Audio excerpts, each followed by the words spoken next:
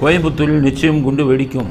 பாட்ஷாவை விடுதலை பண்ணிட்டீங்க. அவங்க தலைமையில் இருக்கக்கூடியவங்கெல்லாம் முக்கியமாக பிளான் பண்ணுறாங்க. கெலட்டின் குச்சிகள் அங்கேருந்து கேரளாவிலேருந்து நீங்கள் செக் போஸ்ட் எடுத்துட்டீங்க, உள்ளே வர ஆரம்பிச்சிருச்சு. எனி டைம் குண்டு வெடிக்கும். ரகசிய குறிப்பை எழுதுகிறார் முதலமைச்சருக்கு. நேருவே அம்பேத்கருக்கு எதிராக பிரச்சாரம் செய்தார். உன் காங்கிரஸ்காரன் அம்பேத்கரை பற்றி பேசுகிறதுக்கு, நீ அமித்ஷாவுக்கு கண்டனம் தெரிவிக்கிறதுக்கு உங்களுக்கு அடிப்படை தகுதி இருக்கா? அதுதான் காங்கிரஸ்காரனுக்கு தகுதி. இலவசமாக கொடுக்குறேங்கிறான். ஆனால் நான் ஒன்று அடித்து சொல்கிறேன், அந்த கேன்சர் இப்போ புது தடுப்பூசி நம்ம தமிழ்நாட்டுக்கு வரும்போது 28% ஜிஎஸ்டி இல்லை 18% ஜிஎஸ்டின்னு சொல்லி வரி வாங்குறானா இல்லையான்னு பாருங்கள். அதுலேயும் வியாபாரம் பண்ணுவான் இன்றைக்கி இருக்கிற பிஜேபி அரசாங்கம். நடக்குதா இல்லையான்னு பாருங்கள்.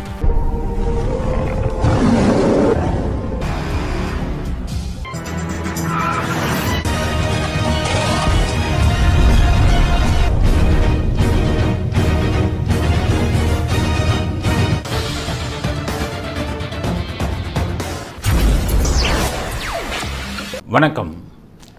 இன்றைய அரசியல் ஆடுகளத்தில் உங்களை அனைவரையும் சந்திப்பதில் மிக்க மகிழ்ச்சி. இன்றைக்கு முக்கியமான செய்திகள் என்ன அப்படின்னு பார்த்தீங்கன்னா, கோயம்புத்தூரில் அல்உமா இயக்கத்தைச் சேர்ந்த பாட்ஷா என்பவர் இறந்திருக்கிறார். அவருக்கு இன்றைக்கி ஊர்வலம். அதுக்கு பல பேர் கண்டனம் தெரிவிக்கிறாங்க. பாஜகலாம் அவருக்கு எல்லாம் ஊர்வலம் வைக்கலாமா? பயங்கரவாத சட்டத்தின் கீழே அவர் கைது செஞ்சுருக்காங்க. குண்டர் சட்டத்தில் கைது செஞ்சுருக்காங்க. இலங்கை கோயம்புத்தூர் குண்டு வெடிப்புக்கு காரணமே அவர் தான் அப்படின்னு பல கருத்துக்களை சொல்லியிருக்காங்க. யார் இந்த பாட்ஷா? காவல்துறையில் அவருடைய காவல்துறை நடத்திய விசாரணையில் அவரை பற்றின விஷயம் என்ன அப்படிங்கிறத, பாட்ஷா யார் அப்படிங்கிறத உங்களுக்கு சில விஷயங்களை பதிவு செய்யலாம் அப்படின்னு இருக்கும். அதாவது 1991 96 வரை ஜெயலலிதா அவர்கள் முதலமைச்சராக இருந்தார். அப்பெல்லாம் காவல்துறையில் இருந்தேன். அப்போ நடந்த ஒரு விஷயம் பதிவு செய்ய விரும்புகிறேன். அப்போ ஸ்ரீபால் அவர் தான் டிஜிபி. அவர் என்ன பண்ணார், ஜெயலலிதா முதலமைச்சர் அவர்களுக்கு ஒரு ரகசிய இது அனுப்பினார், நோட். நான் சொல்கிறது 91 96 ஜெயலலிதா அவர்கள் அப்போ தான் முதலமைச்சராக 1 வருஷம் 2 வருஷம் ஆகும்போது டிஜிபி எழுதினார். இவர் கைது செய்யப்பட்டது 94 95 நினைக்கிறேன். அப்போ என்ன எழுதினாருன்னா, ஒரு டிஜிபி ஸ்ரீபால் ஜெயலலிதா அவர்களுக்கு ரகசியமான ஒரு குறிப்பு. அதில் சொன்னார், கோயம்புத்தூரில் குண்டு வெடிப்பதற்கு அதிக வாய்ப்பு இருக்கிறது. உடனடியாக நம்ம அரசாங்கம் தடுப்பு நடவடிக்கைகளை எடுக்க விட்டால் நிச்சயம் அங்கே குண்டு வெடிச்சிடும் அப்படின்னு எழுதினார். அவங்க ஆட்சியில் உடனே ஜெயலலிதா அவர்கள் கூப்பிட விட்டாங்க. என்ன இந்த மாதிரி நோட்டு எழுதியிருக்கீங்க, என்ன கோயம்புத்தூரில் என்ன பிரச்சனை என்ன அப்படின்னு கேட்குறாங்க. இப்போ நான் சொல்லக்கூடிய விஷயம் கட்சி அடிப்படையில் இல்லாமல், மதங்களின் அடிப்படையில் இல்லாமல், ஒரு குற்றத்தாக அந்த இதில் தான் நான் பேசுகிறேன். யாரையும் தாக்கணும்னோ யாரையும் பாராட்டணும்னோ அந்த எண்ணம் இல்லை. இன்றைக்கி அது ஒரு பெரிய செய்தியாக இருக்குது, பாட்ஷா இவர்களுடைய இறப்பு. அப்போ உங்களுக்கெல்லாம் பாட்ஷானா யாருன்னு தெரியணுங்கிறதுக்காகத்தான் அந்த கதையை சொல்கிறோம். அப்போ ஜெயலலிதா அவர்கள் கூப்பிட்டு கேட்கும்போது அவர் சொல்கிறார், உடனடியாக 5 பேரை குண்டர்கள் சட்டத்தில் கைது செய்யணும் அப்படின்னு சொல்கிறார் டிஜிபி. ஜெயலலிதா அவர்கள் யார் கைது செய்யணும் அப்படின்னு சொன்னார். அப்போ சொன்னாங்க, அதில் முதல் பேர் பாட்ஷா. அவர் கூட இன்னும் 4 பேர் சொன்னாங்க. இவங்க என்ன தப்பு பண்ணாங்கன்னு கேட்குறாரு. குண்டு வெடிப்பதற்கான முயற்சிகள் எல்லாம் அவங்க பண்ணிக்கிட்டு இருக்காங்க. எங்களுடைய உளவுத்துறை ரகசியமாக எடுத்திருக்கு. அதனால் இவங்க 5 பேரையும் குண்டர் சட்டத்தில் கைது பண்ணலைன்னா நிச்சயம் குண்டு வெடிக்கும் அப்படின்னு சொன்னாங்க டிஜிபி. உடனே ஜெயலலிதா அவங்க சொன்னது, உடனே அரெஸ்ட் பண்ணுங்கள். அவர் எதையுமே யோசிக்கல. பாட்ஷாவை அரெஸ்ட் பண்ணால் இஸ்லாமியர்கள் வாக்கு பாதிக்குமா? எல்லா இஸ்லாமியர்களும் சப்போர்ட் பண்ண மாட்டாங்க. ஒரு சில எக்ஸ்ட்ரீமிஸ்ட்டு அவங்க தான் பண்ணுவாங்க. எல்லா இஸ்லாமியர்களும் அமைதி விரும்புவார்கள், ஒரு சில பேர் தான். உடனே எல்லோரும் என்ன சொன்னாங்க, ஜெயலலிதா அவர்கள் உடனே அவங்க 5 பேர்த்தையும் குண்டர் சட்டத்தில் அடையுங்கள் அப்படின்ட்டாங்க. இப்போ 94 95 இந்த காலகட்டத்தில் குண்டர் சட்டத்தில் 5 பேர் அடைக்கப்பட்டனர். அதில் ஒருவர் தான் இந்த பாட்ஷா. அதுக்கடுத்தது ஸ்ரீபால் சொன்னார், இவர்களை கைது செய்தால் மட்டும் போதாது, இன்னொரு தப்பு நடக்குது கோயம்புத்தூரில் அப்படின்னு சொன்னார். என்ன தப்பு அப்படின்னு ஜெயலலிதா கேட்குறாங்க. அப்போ அவர் என்ன சொல்கிறாரு, கோயம்புத்தூரில் இருக்கக்கூடிய சில தீவிரவாதிகளுக்கும் இவர்களுக்கும் தொடர்பு இருக்கிறது. கோயம்புத்தூரிலிருந்து குண்டுகளை செய்யக்கூடிய கெலட்டின் குச்சிகளை கடத்தி தமிழ்நாட்டுக்கு கொண்டு வரப்படுகிறது. அதனால் கோயம்புத்தூர், கேரளா, நான் சொல்கிறேன் கேரளாவிலேருந்து கெலட்டின் குச்சிகள் கடத்தப்பட்டு கோயம்புத்தூருக்குள்ளே வருது. அதனால் கேரளாவிலேருந்து வரக்கூடிய கெலட்டின் குச்சிகள் எல்லாம் கடத்தப்பட்டு வருகிறதாங்கிறத நம்ம சோதனை செய்வதற்கு நம்ம கேரளா தமிழ்நாடு பார்டரில் செக் போஸ்ட் வைக்கணும். வரக்கூடிய வாகனங்கள் எல்லாத்தையுமே போலீஸ் செக் பண்ணி தான் உள்ளே வரணும். அப்போ இந்த கெலட்டின் குச்சிகள் வர்றதை நாம் தடுத்து விடலாம் அப்படின்னு.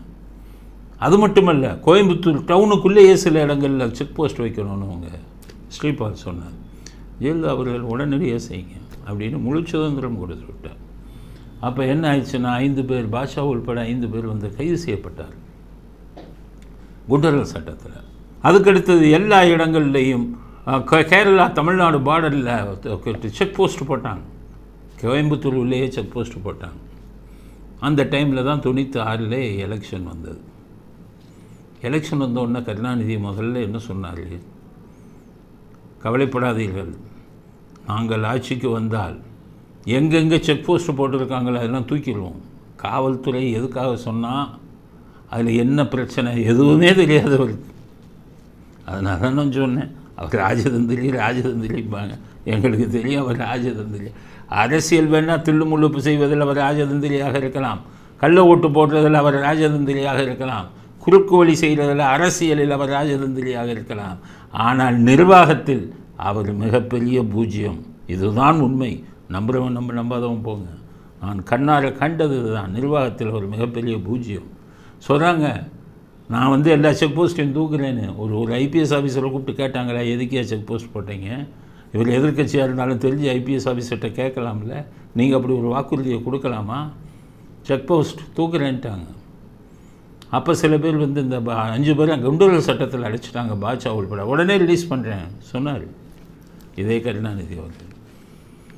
96 எலெக்ஷன் வந்தது. இந்த வளர்ப்பு பையன் கல்யாணம் வளர்ப்பையங்கள்னு இந்த உங்கள் குடும்ப டிவி, சன் டிவியை வச்சு இல்லாததையும் பொல்லாதையும் சொல்லி மக்களை மூல செலவு செஞ்சுட்டாங்க. ஜெயிக்க போகிறது உறுதியாச்சு. அப்போ கோயம்புத்தூரில் ராமநாதன் இருந்தார், அவர் உயிரோடு இருக்கார் என்னன்னு தெரியல. அவர் எம்எல்ஏ சீட்டு கொடுத்துருக்காங்க, எலெக்ஷனில் நின்று இருக்கார். எலெக்ஷன் ஓட்டை எண்ணும் போது ராமநாதன் கோயம்புத்தூரில் முன்னணி அப்படின்னாங்க. ராமநாதனே நேராக ஆளுகளை கூட்டிகிட்டு போய் எங்கெங்கே செக் போஸ்ட் இருக்காது இவரே பிச்சு போட்டார், இவரே எரிந்து விட்டார். எலெக்ஷன் ரிசல்ட்டுக்கு வர்றதுக்கு முன்னாடியே அத்தனை செக் போஸ்ட்டுகளும் தூக்கி எறியப்பட்டன திமுக ஆளுங்களால்.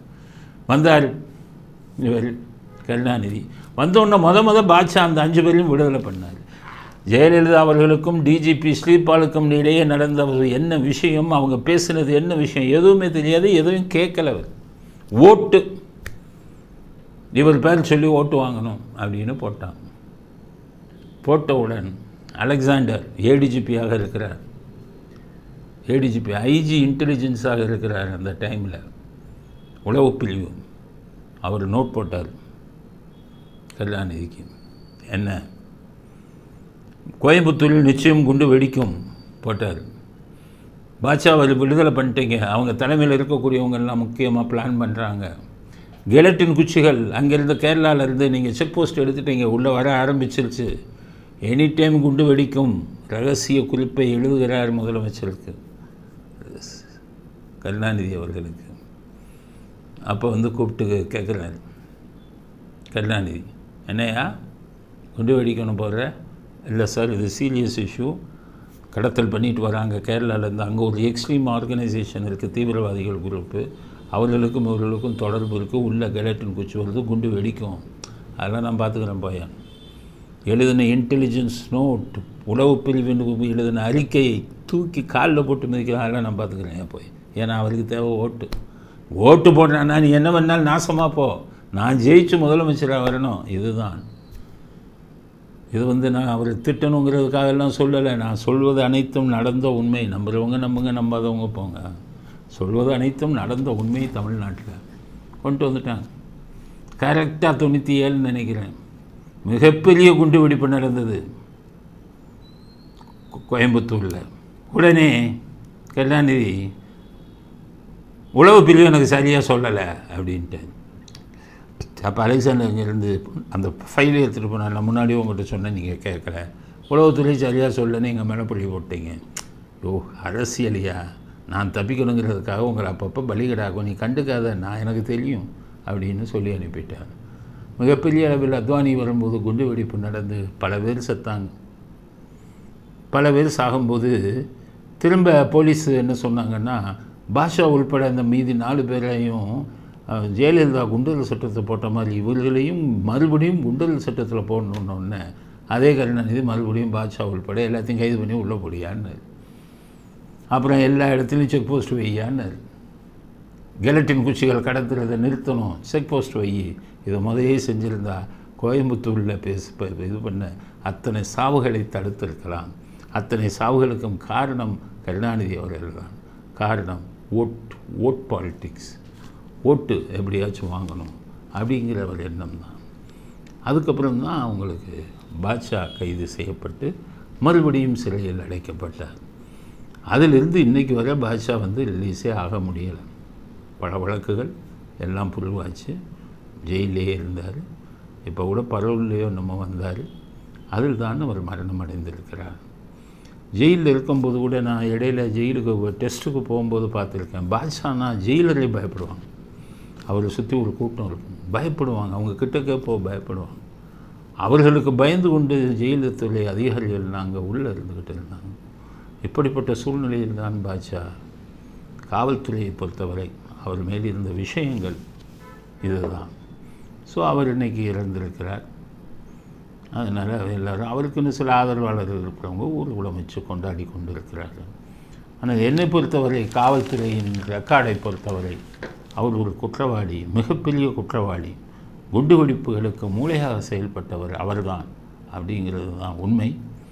அதனால் தமிழ்நாடு மக்கள் பாட்ஷானா யார் அப்படின்னு ஒரு கதையை தெரிஞ்சுக்கணும் அப்படிங்கிறதுக்காகத்தான் பாட்ஷாவின் இன்றைக்கு இறந்த நாளில் அவரை பற்றின விஷயங்களை உங்களிடம் பகிர்ந்து கொள்ள விரும்புகிறோம். அடுத்து அம்பேத்கர் அவர்களை பற்றிய ஒரு அவதூறு பேச்சு என்று சர்ச்சையாகி இருக்கிறது. அமித்ஷா அம்பேத்கரை பற்றி பேசியிருக்கார் அவதூறாக. அவர் என்ன சொல்லியிருக்காரு, எதுக்கு எடுத்தாலும் அம்பேத்கர்னு சொல்லிக்கிட்டு இருக்காங்க. அது அம்பேத்கர் பேர் சொல்வது ஃபேஷனாக போச்சு. இந்த அம்பேத்கர் பேரை சொல்வதுக்கு பதிலாக கடவுள் பேரை இத்தனை தடவை சொல்லியிருந்தீங்கன்னா நீங்கள் சொர்க்கத்துக்கே போயிருக்கலாம் என்று ஒரு கேலியும் கிண்டலுமான பேச்சை பேசியிருக்கிறார். अभी एक फैशन हो गया है, अम्बेडकर अम्बेडकर अम्बेडकर अम्बेडकर अम्बेडकर अम्बेडकर। इतना नाम अगर भगवान का लेते तो 7 जन्मों तक स्वर्ग मिल जाता। அம்பேத்கர் நான் என்ன சொல்கிறேன், அம்பேத்கர் உங்கள்லாம் இந்த சுதந்திரம் முடிஞ்ச டைமில் நிறைய இந்தியாவுக்காக நிறைய விஷயங்கள் பண்ணாங்க. அரசியல் சட்டம், அவர் கொஞ்சம் சட்டம் படித்தவர். அதனால் அரசியல் சட்டம் எழுதும்போது சட்டம் தெரிந்தவர்களிடம் கொடுக்கணும்னு சொல்லி அவர் தலைமையில் குழு அமைச்சு கொடுத்தாங்க. ஸோ அந்த அரசியல் சட்டம் இதில் சட்ட பிரச்சனைகளை எல்லாம் பார்த்து புதிய சட்டங்களை எப்படி உருவாக்கலாம் என்னன்னு சட்டம் தெரிஞ்சதில் தான் அவர் அரசியல் சட்டத்தை எழுதினார். ஸோ அரசியல் சட்டத்தை எழுதினதில் முக்கியமான பங்கு வகித்தவர் அம்பேத்கர். அதனால தான் அவருடைய ஜாதியை சேர்ந்தவங்கள்லாம் அவர் மிகப்பெரிய ஒரு தலைவராக வைத்து கொண்டாடுகிறார்கள். அதில் நீங்கள் அவர்களுடைய உணர்வுகளை மதிக்கணும்ல. கோடிக்கணக்கான தொண்டர்கள் அவருக்கு பாராட்டி இது பண்ணுறாங்க. இந்தியா பூரா அவ்வளவு அம்பேத்கருக்கு சிலைகள் இருக்குது. கோடிக்கணக்கானவங்க அவரை பற்றி மரியாதை வச்சுருக்கும்போது நீங்கள் ஒரு ஆட்சி பொறுப்பில் இருக்கிறவங்க பொறுப்போடு பேசணும்ல. அவர் அவதூறு பண்ணி பேசினா அவர்களுடைய மனம் புண்படும் இல்லை. அப்போ நீங்கள் அந்த பேச்சை தவிர்த்திருக்கலாமே அப்படிங்கிறது தான் என்னுடைய கருத்து. ஸோ அம்பேத்கா பேசின பேச்சை நியாயப்படுத்த முடியாது, அது தவறான பேச்சு. அவருடைய பேச்சுக்கு நாம் கண்டனத்தை தெரிவித்துக்கிறோம் அப்படிங்கிறது தான் கருத்து. யார் யார் கண்டனத்தை தெரிவிச்சிருக்காங்க? ஸ்டாலின் அவர் பேசுகிறது அவருக்கே வழங்காது, என்னத்தையோ பேசுகிறது. பாவம் செஞ்சவன் புண்ணியம் செஞ்சவன். பாவம் செஞ்சதை பற்றி நீங்கள் பேசலாமா? நீங்கள் செய்யாத பாவமா? எனக்கு தெரிஞ்ச பாவமே ரொம்ப, ஜனங்களுக்கு தெரியாமல் எனக்கு தெரிஞ்ச பாவமே ரொம்ப, ஜனங்களுக்கும் தெரிஞ்சது எவ்வளோ இருக்கும். நம்ம பாவம் புண்ணியத்தை பற்றி பேசுகிறாரு. பாவம் செய்பவர்கள் தான் அப்படி இப்படின்னு சொல்லு. நீங்கள் செய்யாத பாவமாக தலையை சுற்றுது எனக்கெல்லாம். ஏன்னா உண்மையான ஸ்டாலின் யாருன்னு எனக்கு தெரியும், மற்றவங்களுக்கு தெரியுதோ இல்லையோ. சரி, அதனால் ஒரே வார்த்தை சொல்ல வேண்டியதான, அம்பேத்கர் மீது ஒரு அமித்ஷா சொன்னது கண்டனத்துக்குரிய கருத்து அப்படின்னு சொல்லியிருக்கிறான், குழப்பி இருக்கிறார். அதுக்கடுத்து காங்கிரஸ்காரன் கத்துறான், எப்படியா நீ ராகுல் காந்தியெல்லாம் எப்படியா நீ அம்பேத்கரை பற்றி சொல்லுவ அப்படின்னு. ஆனால் அம்பேத்கர் 2 தடவை எலெக்ஷனில் தோற்றதுக்கு காரணம் யாருன்னா காங்கிரஸ்காரன் தான். அவர் தோற்கடித்ததே காங்கிரஸ்காரன் தான். நேருவே அம்பேத்கருக்கு எதிராக பிரச்சாரம் செய்தார். உன் காங்கிரஸ்காரன் அம்பேத்கரை பற்றி பேசுகிறதுக்கு, நீ அமித்ஷாவுக்கு கண்டனம் தெரிவிக்கிறதுக்கு உங்களுக்கு அடிப்படை தகுதி இருக்கா? அதாங்க, காங்கிரஸ்காரனுக்கு தகுதி இல்லை. நேரு தான் அவரை அரசியல் சட்டத்தெல்லாம் எழுதணும்னு சொல்லி அதெல்லாம் இது பண்ணி எல்லாம் பண்ணார். அப்புறம் அதே நேருவே அவரை தோற்கடித்தார்ல. அதனால் அவருடைய கருத்து நம்ம காங்கிரஸ்காரன் கருத்தை நம்ம ஏற்றுக்கொள்ள முடியாது. கனிமொழி ஏதாச்சும் சொல்லுவாங்களான்னு பார்த்தேன். அவங்க சொல்லியிருக்காங்க, அதாவது அமித்ஷாவை தாக்காமல், கண்டனம் தெரிவிக்காமல், அமித்ஷா அம்பேத்கரை மட்டும் பாராட்டி அதை படித்து பார்த்தீங்கன்னா உங்களுக்கும் தலை சுத்தம். என்ன சொல்கிறாங்கன்னே தெரியல. ஸோ வசதியாக அமித்ஷா அவருக்கு பல உதவிகளை செய்திருக்கிறார். தூத்துக்குடியில் அவர் எம்பி ஆனதுக்கு காரணமே அமித்ஷா. 2Gயில் அவங்க தப்பிப்பதற்கு காரணமே அமித்ஷா. இன்னும் பல வேலைகளை இவர் சொல்கிற வேலைகள் எல்லாம் செய்து கொடுத்து கொண்டிருக்கிறார். அதனால் அமித்ஷாவை இவங்க கனிமொழி திட்டமாட்டாங்க. அதனால் வசதியாக திட்டாமல் அம்பேத்கரை மட்டும் புகழ்ந்து ஒரு அறிக்கை விட்டுருக்காங்க. அதனால் யார் பிடிச்ச மற்றவன்லாம் யார் உருப்படியான ஆட்கள்லாம் தமிழ்நாடு அரசியல் இல்லையே. விஜய் குதிச்சிருக்காரு, அம்பேத்கர் தான் என்னுடைய தலைவர், நான் அம்பேத்கரை தான் பெருசாக நினைக்கிறேன், அவர் திட்டினது தப்பு. அது கூட அமித்ஷாவை தாக்காமல் இவங்கெல்லாம் வசதியாக, ஏன்னா இன்கம் டேக்ஸ் ரைடு வந்ததுன்னா காலி இல்லை. அதனால் அப்படியே அவங்கள அமித்ஷாவை தாக்காமல் அம்பேத்கரை மட்டும் உயர்த்தி பேசியிருக்கிறார் விஜய். எது எப்படியாக இருந்தாலும் ஒரு பெரிய தலைவர், மூத்த தலைவர், சுதந்திர இந்தியா அடைந்த போதெல்லாம் அவர்கள் இருந்தவர்கள். அவர் இந்திய அரசியல் சட்டத்தை எழுதுவதில் முக்கிய பங்கு வகித்தவர். அதனால் அவருக்கு மரியாதை கொடுக்கணும். அந்த மரியாதை இல்லாமல் அமித்ஷா பேசியது தப்பு, கண்டனத்துக்குரியது அப்படிங்கிறது தான் நம்முடைய கருத்து. புற்றுநோய்க்கு மருந்து கண்டுபிடித்தது ரஷ்யா. முக்கியமான விஷயம், முக்கியமான செய்தி. உலகமெங்கும் ஆட்கொல்லி, அதாவது மனிதர்களை கொல்லக்கூடிய ஒரு முக்கியமான நோய் தான் புற்றுநோய். எல்லாத்துலேயுமே மனிதர்கள் மனிதர்களின் விஞ்ஞானம் வென்று விட்டது. ஆனால் புற்றுநோயில் மட்டும் தோற்று விட்டது.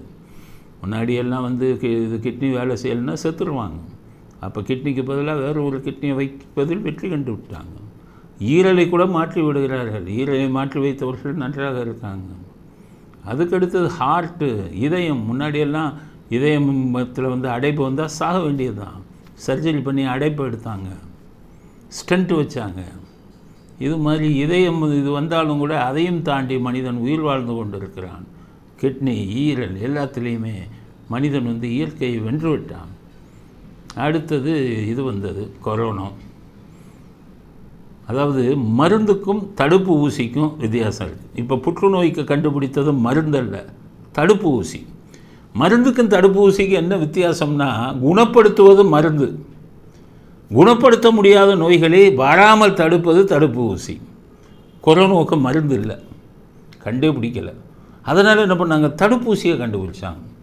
ஆனால் நம்ம நாட்டில் என்ன பண்ணிக்கிட்டு இருந்தான், கொரோனான்னு போனவங்களுக்கெல்லாம் இன்ஜெக்ஷன் போட்டுக்கிட்டு இருந்தான். எந்த இன்ஜெக்ஷனை போட்டான்னு எவனுக்கும் தெரியாது. நானே கேட்டேன் ஒரு டாக்டர்கிட்ட, டாக்டர் கொரோனாவுக்கு தான் மருந்து கண்டுபிடிக்கலையே, தடுப்பு ஊசி தானே, தடுப்பு ஊசி போடாமல் நீங்களாக ஒரு இன்ஜெக்ஷன் போடுறீங்களே, அது என்ன இன்ஜெக்ஷன், ஸ்டெராய்டுன்னாரு. அது போட்டு நிறைய பேர் செத்து போனான். ஹார்ட் வீக்காக இருக்கிறவன் தான் இருக்கிறவன் நிறைய பேர் செத்து போனான். அது எதுக்காக போடுறோம் என்னன்னு தெரியாமையே இந்த கொரோனா தடுப்பூசியை போட்டு ஒரு கோமாளித்தனம் பண்ணாங்க.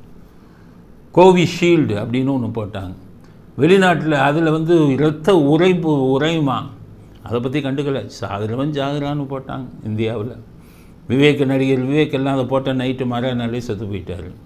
இப்படி தடுப்பூசியில் மிகப்பெரிய கோமாளித்தனங்கள் நம்ம நாட்டில் நடந்தது. அதுக்கடுத்தது என்னென்னு பார்த்திங்கன்னா, தடுப்பூசி வெளிநாட்டில் போட்டாங்கன்னா வந்த உடனே சுகர் இருக்கா, ப்ரெஷர் இருக்கா, மற்றது அந்த டெஸ்ட்டை பண்ணிட்டு தான் அதை போடுவாங்க. நம்ம நாட்டில் க்யூவில் நின்னா வரிசையாக எல்லாத்துக்கும் ஆயில் அதிகம், அவன் பாட்டுக்கு போட்டு விட்டான். நிறைய பேர் இது ஒத்துக்காமையே செத்தான். டெஸ்ட்டே பண்ணுறதில்ல. தடுப்பூசின்னு சொல்லி கோமாளித்தனத்தை பண்ணாங்க. இப்போ கேஸை போட்டிருக்கான் இங்கிலாண்டில். அந்த கோவிஷீல்டை போட்டு எனக்கு உடம்புக்கு பிரச்சனை வந்துருச்சு, எனக்கு இது கொடுக்கணும் அப்படின்னு சொல்லி நஷ்டஈடு கொடுக்கணும்னு போட்டாங்க. கம்பெனிக்காரன் வந்து ஒத்துக்கிட்டான், ஆமாம் அது ரத்தம் ஒரே தான் செய்யும், வெளியில் வராமல் அப்படியே நிறுத்தி வச்சுட்டாங்க. மக்களுக்கு தெரிஞ்சால் மிகப்பெரிய புரட்சி வரும். எல்லாம் இஷ்டத்துக்கு அவன் பாட்டுக்கு ஒரு ஊசி போட்டாங்க எல்லாம். இன்றைக்கு வந்து சில அந்த ஊசியை வந்து நம்முடைய எதிர்ப்பு சக்தியை அப்படியே உறிஞ்சிட்டு அதுக்கப்புறம் புது எதிர்ப்பு சக்தியை உருவாக்கும். அப்போ இயற்கையால் வந்த எதிர்ப்பு சக்தி நிறைய இது வந்து போயிடுச்சு. அதில் மனிதனுக்கு இயற்கையாக இருந்த எதிர்ப்பு சக்தி போனதுக்கப்புறம் தான் இன்றைக்கி திடீர்னு சாகுறான். 25 வயசு பையன் சாகுறான், 20 கல்யாணம் ஆகாத 30 வயசு தான் ஹார்ட் அட்டாக் செத்துறான். ஏன் செத்தான் எவனுக்குமே தெரியல. மனுஷனுக்கு உள்ளே என்ன போச்சு, நோய் எதிர்ப்பு சக்தியை போயிடுச்சுன்னு சொல்கிறாங்க. ஆக கொரோனா செஞ்ச தடுப்பூசி அது நம்மால் கண்டுபிடிச்சாங்க. கோவிஷீல்டு தான் இங்கிலாந்து, கோவேக்சின் இங்கேயே போனாலே பண்ணாங்க. ஏதோ அது நடந்தது. ஆனால் ரஷ்யாவுக்கு அவங்க கொண்டு வந்தானே. ஆனால் நம்ம கொரோனா தடுப்பூசியை காசு கொடுத்து தான் போட்டோம், எல்லோரும் காசு கொடுத்தாங்க. ஆனால் ரஷ்யா கண்டுபிடிச்ச இந்த புற்றுநோய் என்னென்னா சொல்லிட்டாங்க அவங்க, மற்ற ஊசிகளை மாதிரி நாங்கள் உடலின் எதிர்ப்பு சக்தியை ஒன்றுமே பண்ண மாட்டோம், கேன்சர் புரோட்டீன்னு ஒன்று உருவாக்கும் அந்த ஊசி நம்ம உடலுக்குள்ளேயே. இந்த கேன்சர் புரோட்டீன் கேன்சர் செல்லுகளை கண்டுபிடித்து அழிச்சிடும், கேன்சர் செல்லுகள் வளராமல் நிறுத்திடும். இது மிகப்பெரிய அறிவியலில் மிகப்பெரிய சாதனை. ஆனால் ஒரு விஷயம், இனி யாரும் நம்ம இந்தியாவில் இதை கண்டுபிடிச்சிருந்தா, இந்த மெடிக்கல் மாஃபியான்னு இருக்கான், அவன் பூரா லட்சக்கணக்கில் நான் கொரோனா டைமில் பல ஆஸ்பத்திரிகள் கோடீஸ்வரன் ஆகிட்டான். 3-4 ஆஸ்பத்திரி கட்டினாங்க. இந்த கேன்சர் மட்டும் இந்தியாவில் வந்துருந்ததுன்னா அந்த மெடிக்கல் மாஃபியா அவ்வளோ வெறும் அடித்து இது பண்ணியிருப்பான், கொள்ளையடித்திருப்பான். ரஷ்யா சொல்லிட்டான், இதை கண்டுபிடித்து விட்டேன், இதை எல்லா மக்களுக்கும் கொடுக்க போகிறேன், ஆனால் இலவசமாக கொடுக்க போகிறேன்னு சொன்னான் பாருங்க. நம்ம நாட்டிலே இலவசமாக கிடைச்சதா? இலவசமாக கொடுக்குறேன்னு சொல்லிட்டான் எல்லோருக்கும். வேக்சின் 2025 வந்துடுதுங்கிறாங்க. முதல் கட்டத்திலே ஜனவரி பிப்ரவரி அதுகளிலே வரப்போகுது. எல்லோருக்கும் இலவசம். நம்ம நாட்டில் எப்படி கேன்சர் மருந்துக்கு 12% ஜிஎஸ்டி நம்மால். அது வெளியில் கொஞ்சம் அசிங்கமாகிடுச்சுன்னு இப்போ கொஞ்சம் 5%ன்னு குறைச்சிருக்கான். அப்போ என்ன அர்த்தம்? கேன்சருக்கே ஜிஎஸ்டி போட்டவன் இங்கே இருக்கிற அரசாங்கம். பார்த்தீங்களா? புட்டினை பார்த்து கற்றுக்கங்க நீங்கள்லாம். இலவசமாக கொடுக்குறேங்கிறான். ஆனால் நான் ஒன்று அடித்து சொல்கிறேன், அந்த கேன்சர் இப்போ இது வந்து தடுப்பூசி நம்ம தமிழ்நாட்டுக்கு வரும்போது 28% ஜிஎஸ்டி இல்லை 18% ஜிஎஸ்டின்னு சொல்லி வரி வாங்குறானா இல்லையான்னு பாருங்கள். அதுலேயும் வியாபாரம் பண்ணுவான் இன்றைக்கி இருக்கிற பிஜேபி அரசாங்கம். நடக்குதா இல்லையான்னு பாருங்கள். இப்போ கட்டிக்கிட்டு இருக்கானே, புற்றுநோய் வந்து மருந்து வாங்குறவங்கெல்லாம் ஜிஎஸ்டி கட்டிக்கிட்டு இருக்கான். வெக்கம் இல்லாமல் அதில் போய் ஜிஎஸ்டி வாங்கி கொண்டு இருந்தவன் நம்ம அரசாங்கம். ஆனால் ரஷ்யா சொல்லிட்டான், எந்த வித இதுவும் எனக்கு காசு வேணாம், எல்லோருக்கும் நான் இலவசமாக கொடுக்கிறேன். ஆனால் இலவசமாக நமக்கு கிடைக்க விட மாட்டார்கள். இங்கே இருக்கிற பாஜக அரசாங்கமும் மெடிக்கல் மாஃபியான்னு சொல்கிறான் பாருங்கள், அவன் தொழில் பண்ணுறதுக்கு இவங்க எல்லாம் சேர்ந்து இதுக்கு வந்து கோடிக்கணக்கில் பணம் சம்பாதிப்பதற்கு இதில் பெரிய திட்டம் போடுவாங்க. இவர்களிடமிருந்து முதல்ல நம்மளை காப்பாற்றிக்கணும். பாஜக அரசாங்கத்திலிருந்து ஜிஎஸ்டிக்கு காப்பாற்றிக்கணும். இன்றைக்கி என்ன போட்டிருக்கான் பாஜக அரசாங்கத்தில், நீங்கள் புது வண்டி வாங்கினீங்கன்னா 28% ஜிஎஸ்டி காருக்கு, இல்லைன்னா 18%. அப்படியே பார்த்துக்கிட்டே இருக்கான். எதுலடா இவங்கள கொள்ளையடிக்கலாம் மக்களை, வரிங்கிற பேரில் எப்படிடா கொள்ளையடிக்கலாம் பார்த்துக்கிட்டே இருக்கான். இன்றைக்கி போட்டான் ஜிஎஸ்டி கூட்டம் போட்டு பிளான் பண்ணுறாங்க. மாநில அரசாங்கமும் மத்திய அரசாங்கமும் சேர்ந்து வாதிபம் எப்படி கொள்ளையடிக்கிறது மக்களை, வரிங்க எதையாச்சும் வந்து ஒரு அரசாங்க பணத்தை கொள்ளையடிச்சு தொலைஞ்சு போயிருக்கேன். நீங்கள் மக்களை கொள்ளையடிக்கிறீங்களே. இன்றைக்கி திருப்பூரில் போகிறான், அவ்வளோ தூரம் கடை அடைச்சிருக்கான். என்ன சொல்கிறான், வாடகைக்கு கடை வாடகைக்கு 18% ஜிஎஸ்டி போட்டான். அடுத்து வீடுகளுக்கு வாடகைக்கும் 18% ஜிஎஸ்டி கொண்டு வர போகிறான். வாழ விட மாட்டான் பாஜக அரசாங்கம். இன்றைக்கி வந்து திருப்பூரில் அவ்வளோ பேரும் கொடி தூக்கியிருக்காங்க. நாங்கள் என்ன பிஸ்னஸ் பண்ணுறதா மூடிட்டு போகிறதா, எல்லா இதையும் காலி பண்ணிட்டீங்களேன்னு. அதனால் இப்படி பண்ணுறவன் விடுவானா? ஜிஎஸ்டியை அது இதில் விடுவானா? லட்டு மாதிரி. ரஷ்ய அரசாங்கத்தை கேட்பான் புட்டினை, நீ ஃப்ரீயாக கொடுக்கலாம் என் நாட்டு மக்களுக்கு, நான் விட மாட்டேன், எனக்கு தேவை ஜிஎஸ்டி அப்படின்னு சொல்லி இதிலும் ஜிஎஸ்டியை போடுவார்கள். அப்படிங்கிறது தான் என்னுடைய செத்தவனுக்கே ஜிஎஸ்டி போடுறானேவன், அப்புறம் உயிரோடு இருக்கிறவனுக்கு என்ன? அதனால் ரஷ்ய ஜனாதிபதி புட்டின் அவர்களுக்கு உலக மக்களின் சார்பாக நமது நன்றியை தெரிவித்துக் கொள்வோம். ஒரு கேன்சருக்கு, உயிர்கொல்லி நோய்க்கு இந்த அளவு ஒரு மருந்தை கண்டுபிடித்தது உலகமாக சாதனை. உங்களுக்கு நன்றியை தெரிவித்துக் கொள்கிறோம், தலைவணங்குகிறோம். ஆனால் புட்டினை பார்த்து நம்ம ஆளுங்க கற்றுக்கணும். பாஜக அரசாங்கம் எல்லோருக்கும் அது இலவசமாக கிடைப்பதற்கு வகை செய்யுங்கள். 28% போட்டுறாதீங்க, மக்கள் உங்களை மன்னிக்கவே மாட்டார்கள். இந்தியாவில் அனைவருக்கும் அது இலவசமாக கிடைக்க வேண்டும். காரணம் நீங்கள் கொடுக்கல, நீங்கள் கண்டுபிடிச்சதில்லை, ரஷ்யாக்காரன் கண்டுபிடிச்சிருக்கான். உலக மக்கள் மேலே ஃப்ரீயாக அன்பு வச்சு ஃப்ரீயாக கொடுக்குறான். அதை வியாபாரமாக்கி விடாதீர்கள். பாஜக ஜிஎஸ்டியில் கொண்டு வந்துடாதீங்க அப்படிங்கிற கருத்தையும் பதிவு செய்ய வேண்டும். அடுத்தது செஸ் போட்டியில் வென்ற தமிழகத்தைச் சேர்ந்த குகேஷ், அவருக்கு 11 கோடி கொடுத்தாங்க பரிசு தொகை. தமிழ்நாடு அரசாங்கம் 4 கோடி இன்கம் டேக்ஸ் எடுத்துக்கிறான். அந்த மற்றவங்க சொல்கிறாங்க 11 கோடி மிகப்பெரிய உலகமாக சாதனை செஞ்சுட்டு வந்திருக்கான், அவனுக்கு போய் வரி விலக்கு கொடுக்க வேண்டாமா? வெக்கம் இல்லாமல் கொடுக்குற 11 கோடியில் இன்கம் டேக்ஸு 4 கோடி எடுக்கிறீங்களே, வெக்கமாக இல்லையா உங்களுக்கு? உங்கள் அரசியல்வாதிகளுக்கு மட்டும் வரி விலக்கான். டொனேஷன் வாங்குறதுக்குன்னா அதுக்கு வரியே கிடையாதான். இவங்க இது என்னன்னு கேட்டிங்கன்னா எலெக்ஷன் பாண்டாம். உலகம் நாட்டில் இருக்கிற கோடீஸ்வரம் கிட்டெல்லாம் ரகசியமாக பணத்தை வாங்கி பாண்டாக வச்சுக்குவாங்களாம், வெளில சொல்லக்கூடாதான். அதுக்கு வரியே கிடையாதான் இன்கம் டேக்ஸ். ஆனால் இந்திய நாட்டின் பெருமையை உலகத்துக்கு உயர்த்திய ஒரு சாதனையாளனுக்கு வரி இல்லாமல், வரி விலக்கு இல்லாமல் அவனை 4 கோடி இதை செலுத்த வைக்கிறாங்கன்னா, வரியை செலுத்த வைக்கிறாங்கன்னா, இதை விட கேவலம் இந்த அரசாங்கத்துக்கு எதுவும் இல்லை. அதனால சொல்கிறேன், உலகமாக சாதனையாளர்களுக்கெல்லாம் வரி விலக்க வையும். உங்கள் அரசியல்வாதி எவனுக்குமே வரி போடணும். ஜிஎஸ்டி போடு, ஜிஎஸ்டி போடு, உனக்கு 28% போடு ஜிஎஸ்டி. நீ வாங்குற 20,000 கோடி 30,000 கோடிக்கு 28% நாட்டுக்கு கட்டு. நீ மட்டும் கொள்ளையடிப்பீங்க, உலகமாக பணக்காரர்கிட்ட இருந்து பணமாக வாங்கிக்குவீங்க நன்கொடையா, 1 பைசா வரி கட்ட மாட்டீங்க. ஆனால் உலகமாக சாதனையாளர்களும் ஏழை மக்களும் உங்களுக்கு ஜிஎஸ்டின்னு இவ்வளோ பணத்தை கட்டணுமா அப்படிங்கிறத திருந்துங்கள் பாஜக அரசாங்கம் அப்படிங்கிற கருத்தையும் நாங்கள் பதிவு செய்ய விரும்புகிறோம். இறுதி கருத்து, வரதட்சணையில் ஆம்பளைங்களை தான் கைது பண்ணுவாங்க எதுனாலும். இப்போ வரதட்சணை புகாரில் ஒரு பெண்ணை கைது பண்ணியிருக்காங்க. விசித்திரமான வழக்கு. ஒரு சாஃப்ட்வேர் இன்ஜினியர் பெங்களூரில் இருக்கார். அவர் மேலே மனைவி விவாகரத்து, மாதம் அவங்களுக்கு ஜீவனாம்சம் கொடுக்குறாரு. போலீஸில் புகார் கொடுத்துட்டாங்க, எல்லாத்தையும் கைது பண்ணிட்டாங்க. மாதம் கொடுக்குறாரு. இது மாதிரி கொடுமைகளை அனுபவித்து கொண்டிருக்கார். குழந்தைகள் கூட பார்க்க முடியல. உடனே அவர் என்ன செஞ்சாருன்னா தற்கொலை பண்ணிட்டார். தற்கொலை பண்ணும்போது ஒரு கடிதம் எழுதிட்டார். என்னுடைய தற்கொலைக்கு காரணம் என்னுடைய மனைவியும் அவளுடைய பெற்றோர்களும் தான். நான் சம்பாதிக்கும் பணத்தில் மாதம் அவளுக்கு பணம் கொடுக்க வேண்டியது இருக்குது. எங்கள் மேலே அப்பா அம்மா மேலெல்லாம் வரதட்சணை புகாரை கொடுத்துட்டாங்க. குழந்தை எதுவும் எந்தையுமே என்னால் இது பண்ண முடியாது. அதனால் வாழ்க்கை எனக்கு வெறுத்து போச்சு. என்னை நான் தற்கொலை பண்ணிக்கிறேன். என் மனைவி, நான் தற்கொலைக்கு காரணம் என் மனைவியும் அவர்களுடைய பெற்றோர்களும் தான். தயவுசெய்து அவங்க மேலே நடவடிக்கை, தவறு செய்யும் அவர்கள் மீது நடவடிக்கை எடுங்க. தவறு செய்யாத எங்களை மாதிரி ஆட்களை பலிகடை ஆக்காதீங்கன்னு கடிதம் எழுதிட்டு போயிட்டேன். எவ்வளோ பெரிய விஷயம் தெரியுமா இதில்? நான் இப்போ ஒரு விவாகரத்து வழக்கை நடத்திக்கிட்டு இருக்கேன் ஹைதராபாத்தில். பையன் அமெரிக்காவில் இருக்கார். அந்த பொண்ணு அமெரிக்காவுக்கு போயிட்டு அங்கேருந்து அப்போ கணவனை விட்டு வந்து விட்டாள்.